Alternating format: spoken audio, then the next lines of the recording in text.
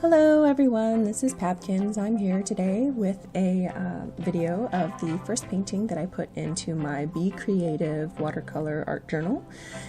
It's a square art journal, 8x8, 140 pound watercolor paper, cold press, about 30 sheets in here.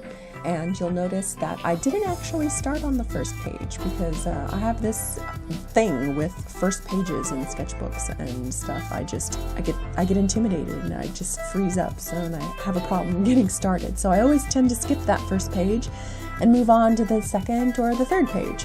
And then, you know, later on down the road I'll go back and maybe I'll fill in that first page. maybe not. But yeah, I typically do. Sometimes I get a little strange and I draw something on another paper completely and then glue it into that first page. Do I have issues? Maybe just a little bit.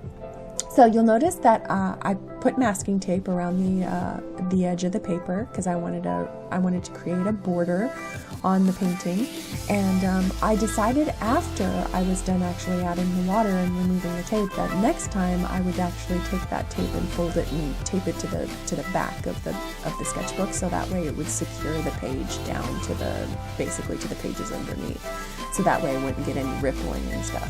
I used the blow dryer to speed things up because I really wanted to just keep going. And I knew that I wasn't going to be adding a whole lot of heavy layers of water after this, because I wanted it to start out all blue, and then whatever highlights I wanted to add back in afterwards I was going to do with some white gouache or Copic white. So I really wanted a storybook feel, and my sister always tells me that when I draw, especially on my little drawings, that I have a tendency to overwhelm the viewer with like trying to shove way too much in there. So true to form, I did that and I shoved a whole heck of a lot of stuff in there because I'm used to drawing small on like 2.5 by 3.5 pieces of papers, and here I had 8x8. I had all this space. I was like, oh my goodness. So my characters were tiny because I typically draw tiny. I am trying to force myself to draw bigger these days though. So that'll be coming. This is part of that. So anyways, I had all this space after I drew them in there. I was like, ooh, I can fit a whole castle, a cliff, a forest. And then I was like, okay, well, if I paint the whole thing in full color, then the little characters are going to get overwhelmed and you're not going to really see them. They'll get drowned out.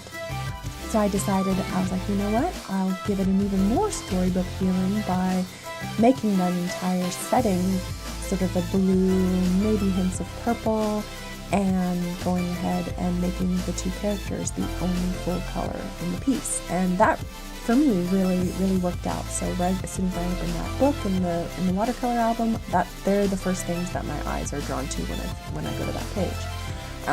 Oh, a little bit about the tools. I started drawing with the Col-erase blue pencil.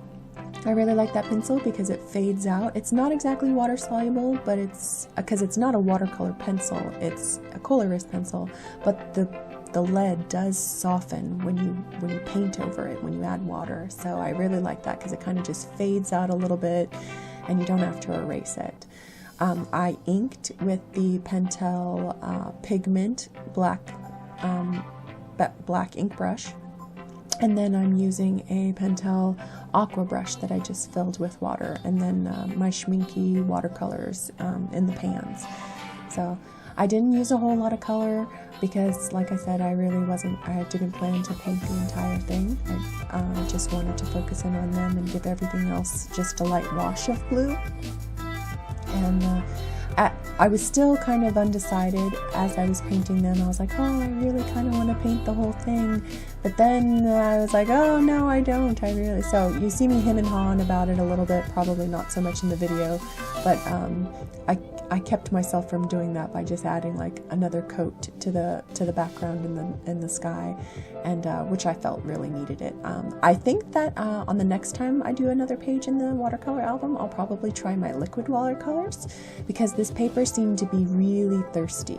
It locked in my watercolor paints and the colors into those areas, and they didn't move around a whole lot, and I felt like they weren't like I wanted them to be more saturated and vibrant, and I think that I can get that with the liquid watercolor, so I'll probably give that a try next.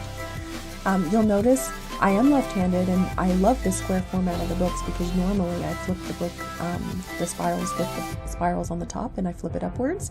But for this particular album, I decided to go ahead and do it traditionally flipped from the left because eventually maybe I'll, scan it and, print it or something. But